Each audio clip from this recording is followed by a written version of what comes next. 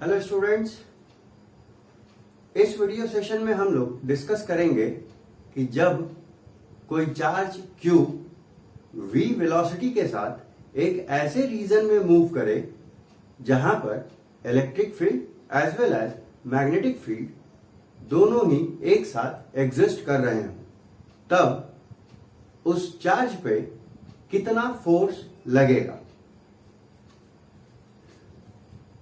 तो देखते हैं कि इलेक्ट्रिक और मैग्नेटिक फील्ड उस चार्ज पे कितना फोर्स लगाएंगे और किस डायरेक्शन में लगाएंगे।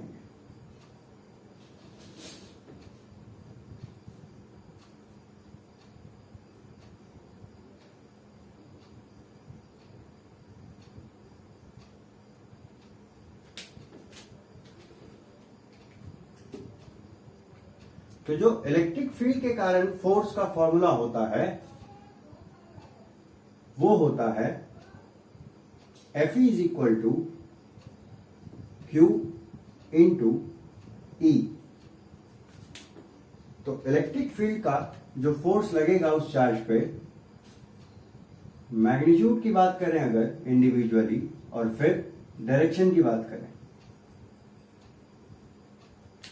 तो जो मैग्नीट्यूड होगा इसका वो तो फॉर्मूले से ही क्लियर है कि चार्ज का मैग्नीट्यूड और इलेक्ट्रिक फील्ड का मैग्नीट्यूड। ठीक, अब अगर डायरेक्शन की बात करें तो अगर इलेक्ट्रिक फील्ड की डायरेक्शन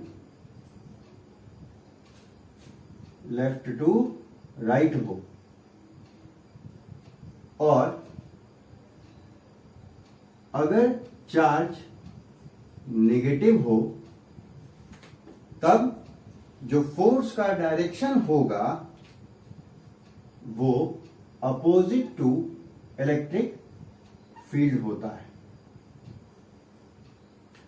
लेकिन अगर चार्ज पॉजिटिव पोलैरिटी का होगा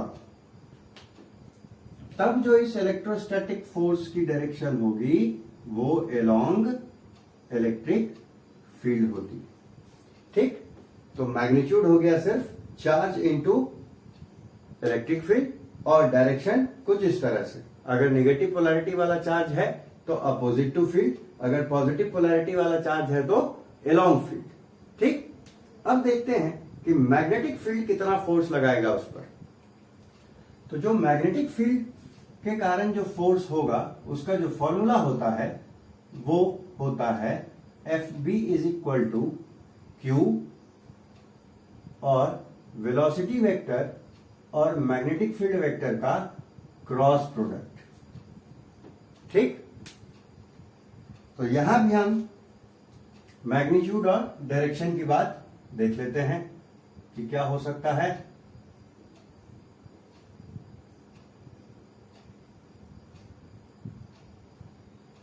तो सबसे पहले डायरेक्शन ही देख लेते हैं। डायरेक्शन जो होगा वो तो simply according to the cross product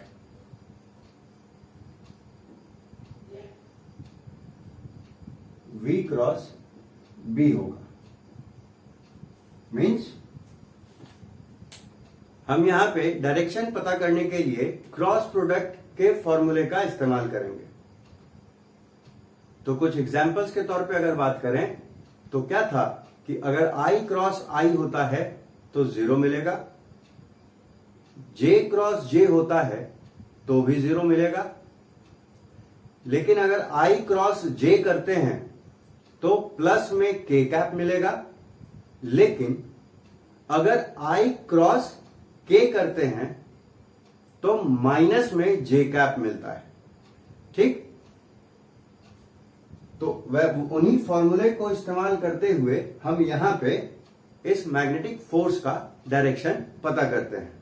साथ ही साथ एक और तरीका इस्तेमाल हम कर सकते हैं राइट हैंड रूल का, कि अगर फोर फिंगर ए वेक्टर है, मिडिल फिंगर बी वेक्टर है, तो ए क्रॉस बी जो होगा उसकी डायरेक्शन थंब की तरफ होगी। मतलब अगर सी वेक्टर बराबर है ए क्रॉस बी के, तो सी वेक्टर का जो डायरेक्शन होगा वो किधर होगा, इन दोनों के परपेंडिकुलर होगा। ठीक, तो अगर ए वेक्टर है इस तरफ, बी वेक्टर है इस तरफ, तो इन दोनों का प्रोडक्ट किधर होगा, इस तरफ होगा। ठीक, अब मैग्नीट्यूड की बात करते हैं। तो मैग्नेटिक फील्ड का जो मैग्नीट्यूड हो जाएगा वो हो जाएगा Q V B, और चूंकि क्रॉस प्रोडक्ट है इसलिए साइन थीटा। यहां थीटा किसके बीच का एंगल होगा, वेलोसिटी वेक्टर और मैग्नेटिक फील्ड वेक्टर के बीच का। ठीक, अब इस फॉर्मूले के बेसिस पे हम कुछ स्पेशल केसेस भी डिस्कस कर सकते हैं, जैसे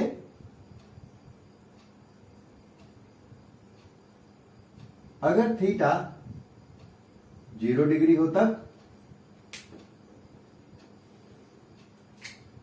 तो चूंकि साइन 0 0 होता है, तो उस केस में जो मैग्नेटिक फोर्स हो जाएगा उस चार्ज पे वो कितना हो जाएगा, 0 हो जाएगा।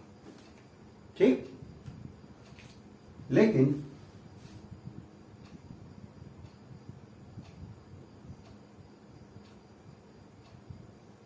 अगर थीटा 90 डिग्री हो जाए तब, तो चूंकि साइन 90 1 होता है, इसलिए इस केस में जो मैग्नेटिक फील्ड हो जाएगा वो कितना हो जाएगा, Q V B हो जाएगा।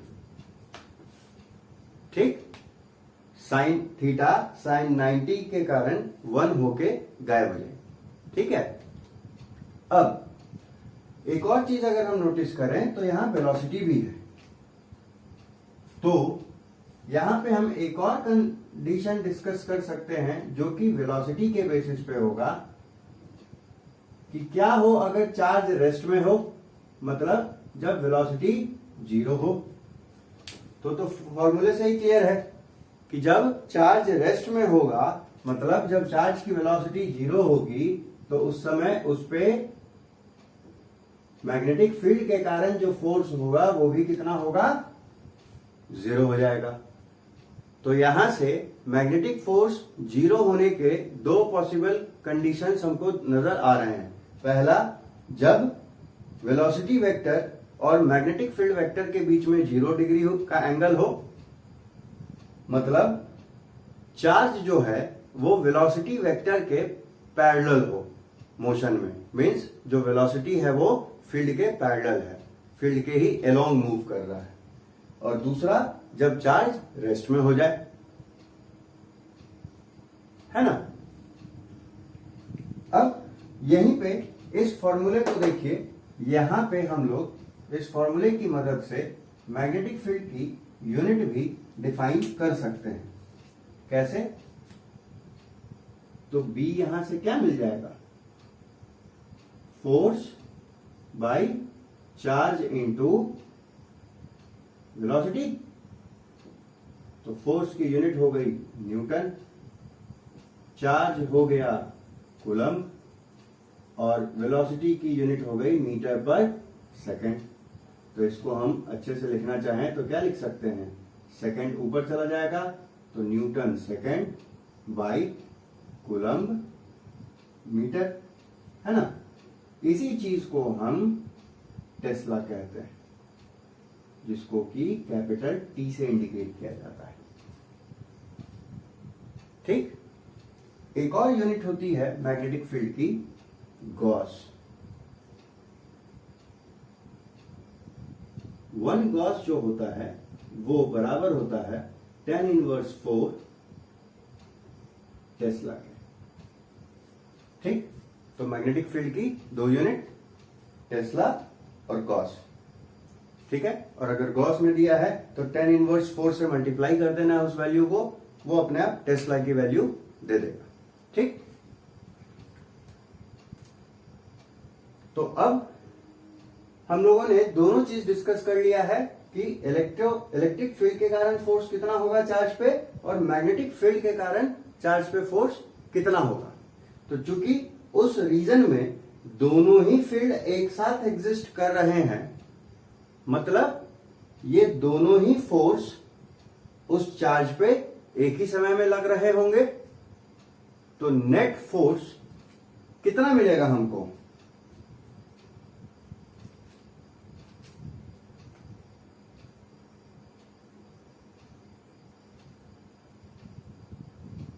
नेट फोर्स की अगर हम बात कर लें,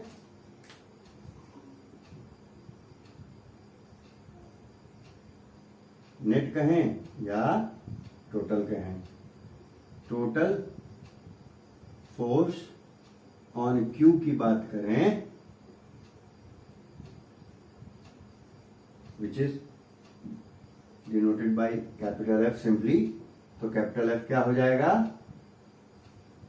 force due to electric field plus force due to magnetic field. तो इलेक्ट्रिक फील्ड के कारण जो फोर्स है उसका फॉर्मूला लिख देते हैं, मैग्नेटिक फील्ड के कारण जो फोर्स है उसका भी फॉर्मूला लिख देते हैं। तो यहाँ पे चाहे तो चार्ज को कॉमन बाहर ले सकते हैं, तो यहाँ हो जाएगा ई वेक्टर और यहाँ हो जाएगा v क्रॉस b वेक्टर। ठीक, तो ये हमको टोटल फोर्स मिल जाता है Q चार्ज पर, किसके किसके कारण? इलेक्ट्रिक और मैग्नेटिक फील्ड के कारण। कब? जब ये चार्ज v वेलोसिटी के साथ मूव कर रहा हो, उस रीजन से जिसमें ये दोनों फील्ड एक साथ एग्जिस्ट कर रहे हैं। ठीक, और इसमें हम ऑलरेडी मैग्नेटिक फोर्स के जो भी पॉसिबिलिटीज हैं वो हम यहां डिस्कस कर चुके हैं। ठीक है, तो ये जो टोटल फोर्स हमको मिलता है इसको नाम दिया गया लॉरेंट्ज फोर्स। कौन सा फोर्स? लॉरेंट्ज फोर्स।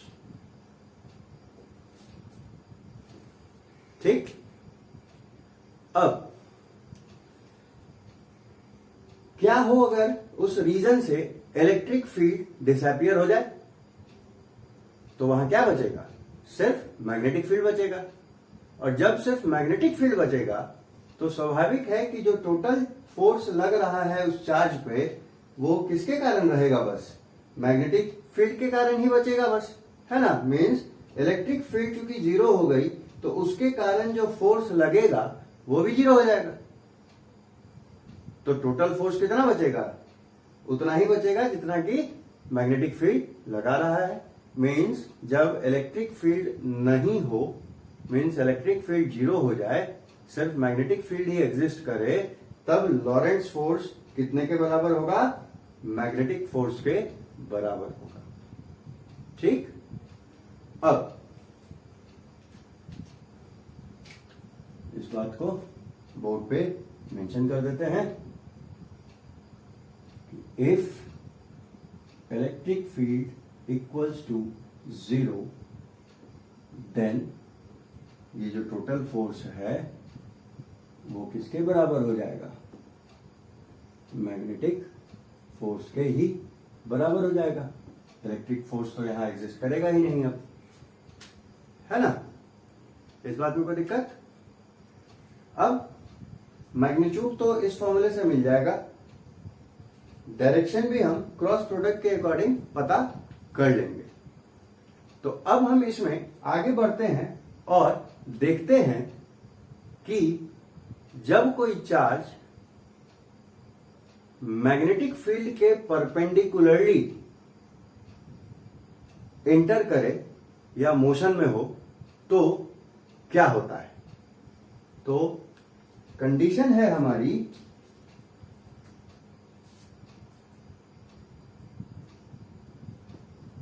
कि when Q enters in a region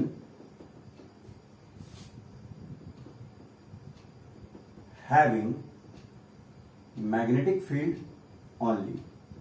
ठीक, और कंडीशन क्या दे रखा है कि वेलोसिटी जो है वो परपेंडिकुलर हो मैग्नेटिक फील्ड के, तो क्या होगा। ठीक, तो मान लेते हैं कि इस बोर्ड के प्लेन के परपेंडिकुलरली इनवर्ड, है ना, मतलब towards board magnetic field exist कर रही है। तो चूंकि टुवर्ड्स बोर्ड हम ले रहे हैं, इसीलिए हम क्रॉस से इंडिकेट कर देते हैं। अगर हम बोर्ड के प्लेन के परपेंडिकुलरली आउटवर्ड अगर हम फील्ड कंसीडर करते तो हम डॉट से इंडिकेट करते हैं। यहां फील्ड किधर है, टुवर्ड्स बोर्ड है, मींस परपेंडिकुलर टू बोर्ड है, तो हम क्रॉस से इंडिकेट करेंगे।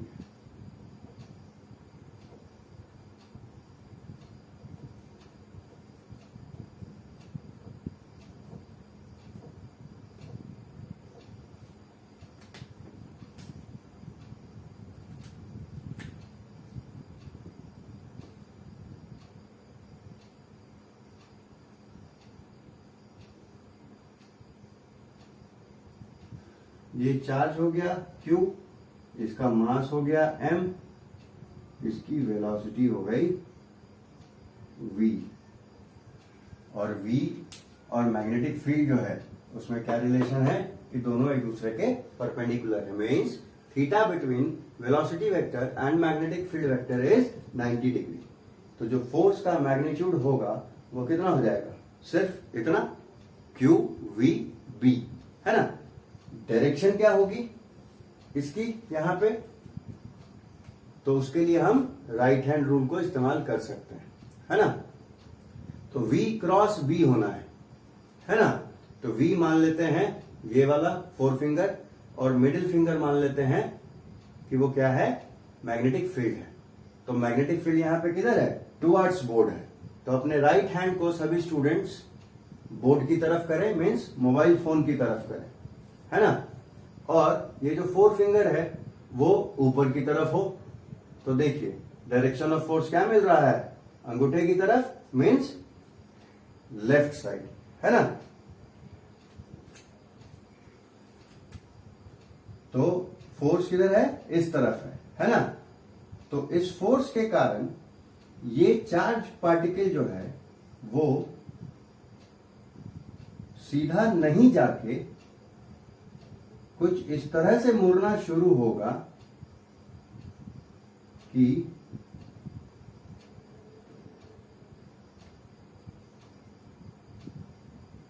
ये एक सर्कुलर पाथ को फॉलो करने लगेगा। मीन्स हर समय जो डायरेक्शन ऑफ फोर्स होगा मैग्नेटिक का, वो किधर होगा, वेलोसिटी वेक्टर और मैग्नेटिक फील्ड वेक्टर के परपेंडिकुलर होगा। उसी के कारण ये चार्ज पार्टिकल सीधा ना निकल के राउंड राउंड सर्कुलर पाथ पे मूव करना शुरू कर देगा, ठीक। तो मान लिया इस सर्कुलर पाथ का सेंटर हो गया, मान लेते हैं रेडियस हो गया R। तो हर जगह पे जो मैग्नेटिक फोर्स है उसकी डायरेक्शन क्या हो गई, टुवर्ड्स दिस सेंटर।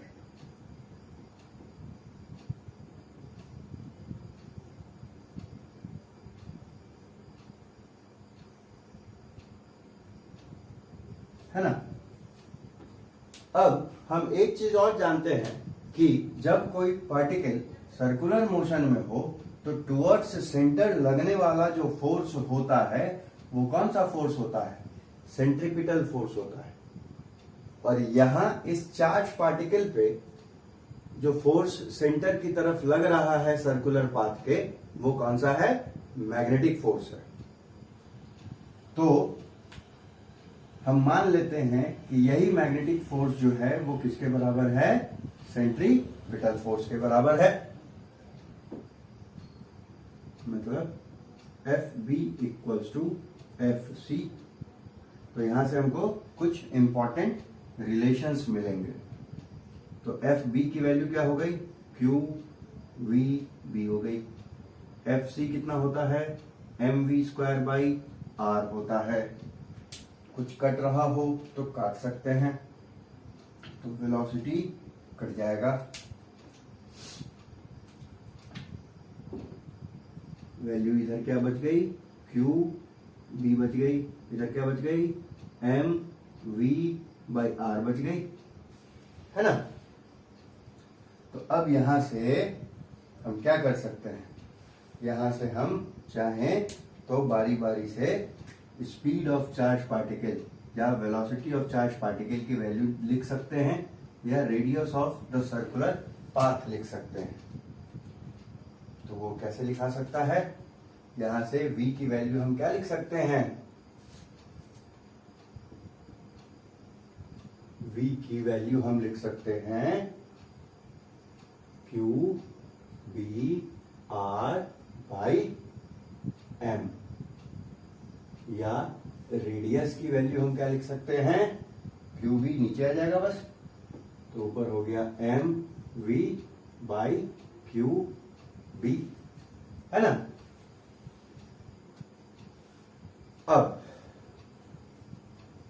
हम कुछ और भी चीजें निकाल सकते हैं, जैसे टाइम पीरियड, मतलब एक चक्कर मारने में कितना देर।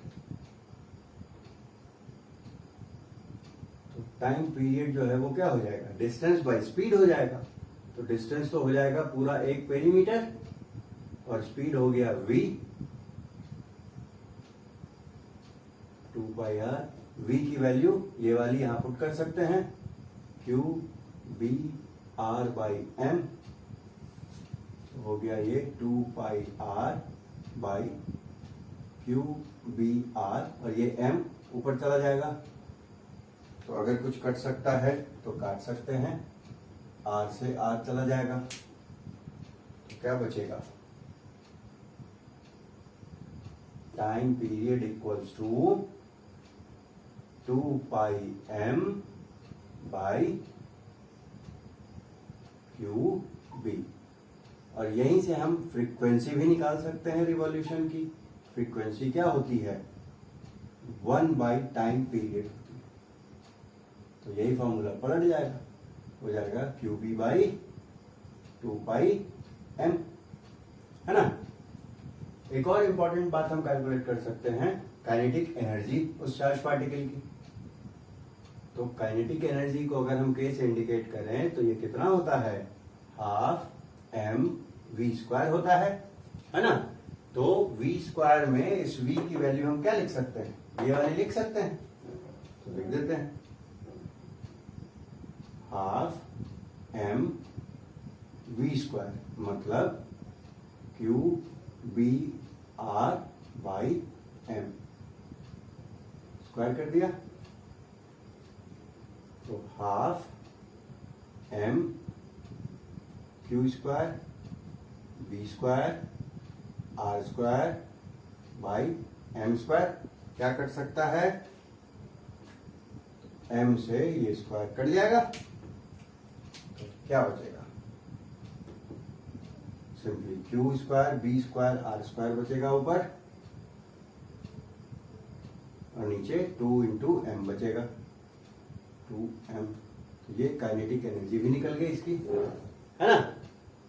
तो हमको ये रिलेशन स्टैब्लिश करना याद रखना है, और फिर इस रिलेशन की मदद से वेलोसिटी का वैल्यू, रेडियस का वैल्यू, टाइम पीरियड का वैल्यू, 1/t करके फ्रीक्वेंसी की वैल्यू, और फिर काइनेटिक एनर्जी की वैल्यू, ये कैलकुलेट करना ध्यान में रखना है, ठीक। क्योंकि सेम फॉर्मूला हमको साइक्लोट्रॉन में पढ़ना है। तो अगर यहां से ये डेरिवेशन क्लियर होगा तो साइक्लोट्रॉन के फॉर्मूलेस को याद रखने में कोई दिक्कत नहीं आएगी। वहां पे वेलोसिटी v है तो वहां पे बस साथ में एक c भी लगा दिया जाता है, c फॉर साइक्लोट्रॉन। r है तो r c लिख देते हैं, c फॉर साइक्लोट्रॉन, है ना। तो साइक्लोट्रॉन एक्चुअल में एक चार्ज पार्टिकल एक्सेलरेटर होता है जो किसी चार्ज्ड पार्टिकल को मनचाही वेलोसिटी गेन करने में मदद कराता है, मनचाहा काइनेटिक एनर्जी देने में मदद कराता है, ठीक है। तो उसको हम लोग दूसरे वीडियो सेशन में डिस्कस करेंगे। तो यहां तक हम लोगों ने क्या डिस्कस कर लिया कि जब कोई चार्ज पार्टिकल कंबाइंड फील्ड, मतलब ऐसा रीजन जहां पे इलेक्ट्रिक और मैग्नेटिक फील्ड दोनों एग्जिस्ट कर रहा हो, तो उस चार्ज पे टोटल फोर्स कितना लगेगा, तो ये इलेक्ट्रिक के कारण, ये मैग्नेटिक के कारण। डायरेक्शन और मैग्नीट्यूड दोनों का डिस्कस कर लिया है। देन यहीं से हमने मैग्नेटिक फील्ड की यूनिट डिफाइन कर दी। अब चूंकि इलेक्ट्रिक और मैग्नेटिक दोनों फोर्स लग रहे हैं, इसीलिए दोनों का जो वेक्टर सम होगा वही टोटल फोर्स होगा उस चार्ज पे, जिसको हमने कहा लॉरेंट्ज फोर्स। अब इसी में हम फिर क्या करते हैं, कंडीशन पुट कर देते हैं कि इलेक्ट्रिक फील्ड जीरो कर देते हैं। तो जैसे ही इलेक्ट्रिक फील्ड जीरो हुआ तो उसके कारण फोर्स भी जीरो हो जाएगा, बचेगा सिर्फ मैग्नेटिक फोर्स। तो लॉरेंट्ज फोर्स या नेट फोर्स उस चार्ज पार्टिकल पे कितना बचेगा, मैग्नेटिक फोर्स के ही बराबर बचेगा, है ना। अब इसी में हम ये 90 डिग्री वाला कंडीशन डिस्कस कर लेते हैं कि जब किसी रीजन में जहां सिर्फ मैग्नेटिक फील्ड एग्जिस्ट कर रहा हो, वहां अगर कोई चार्ज पार्टिकल v वेलोसिटी के साथ फील्ड के परपेंडिकुलर डायरेक्शन में इंटर करे तो उसके साथ क्या होगा। तो उसके साथ सिर्फ यही होगा कि इसको जो फोर्स एक्सपीरियंस होगा इस मैग्नेटिक फील्ड के कारण, वो कुछ इस तरह से एक्सपीरियंस होगा जिसके कारण वो इस मैग्नेटिक फील्ड के रीजन में सर्कुलर पाथ पे रोटेट करना शुरू कर देगा। ठीक है, मैं एक बार फिर रिपीट कर दे रहा हूं। जब कोई चार्ज पार्टिकल परपेंडिकुलरली किसी मैग्नेटिक फील्ड में इंटर करता है v वेलोसिटी के साथ, तब वो क्या होगा, सर्कुलर पाथ पे मूव करना शुरू होगा। क्यों? क्योंकि उस पे जो मैग्नेटिक फोर्स लगेगा उसकी डायरेक्शन कुछ इस तरह से होगी जो इस चार्ज पार्टिकल को सर्कुलर पाथ पे मूव करने के लिए फोर्स करेगा। ठीक, अब चूंकि सर्कुलर पाथ पे जब कोई पार्टिकल मूव करता है तो टुवर्ड्स सेंटर लगने वाले फोर्स को हम सेंट्रीपिटल फोर्स कहते हैं, और इस सिचुएशन में टुवर्ड्स सेंटर लगने वाला जो फोर्स है वो मैग्नेटिक फोर्स है। इसीलिए हम यहाँ पे इस मैग्नेटिक फोर्स को ही सेंट्रीपिटल फोर्स के तौर पे कंसीडर कर लेते हैं, और फिर दोनों को बराबर करते हुए velocity, radius of circular path, time period, frequency of revolution और kinetic energy of charge particle calculate कर लेते हैं। ठीक, अब यहां पे तो परपेंडिकुलरली इंटर कर रहा था, लेकिन अगर वेलोसिटी का एक component parallel to magnetic field भी हो तब क्या होता, तो तब यह होता कि वो चार्ज पार्टिकल गोल गोल तो घूमता ही अपनी जगह, साथ ही साथ वो आगे भी बढ़ता जाता फील्ड के डायरेक्शन में, जिसके कारण वो एक हेलिकल पाथ फॉलो करता। ठीक, तो उस केस में सिचुएशन कुछ ऐसी होती। कंडीशन क्या है, if velocity has a component parallel, किसके, मैग्नेटिक फील्ड के, पैरेलल टू मैग्नेटिक फील्ड, तब then it also moves along magnetic field following a helical path. ठीक, तो अगर मैग्नेटिक फील्ड की डायरेक्शन ये मान ली,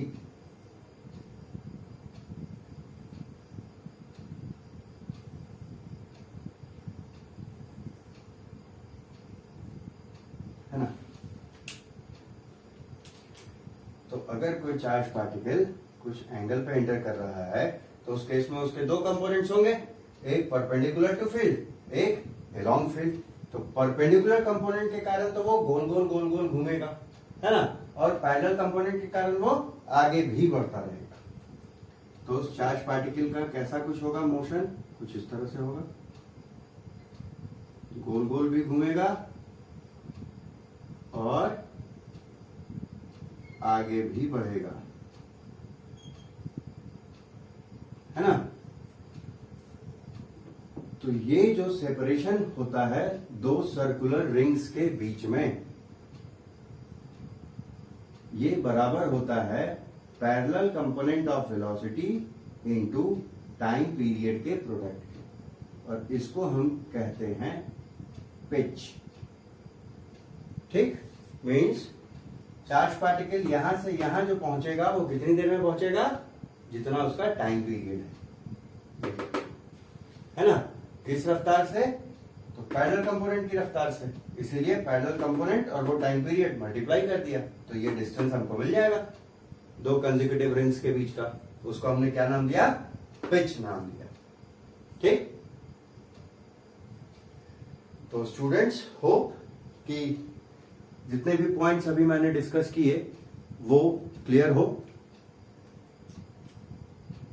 जिनको भी इस टॉपिक का नोट्स चाहिए हो मेरा लिखा हुआ, वो मुझे मेरे व्हाट्सएप नंबर 091799790001 पे व्हाट्सएप करके मंगवा सकते हैं।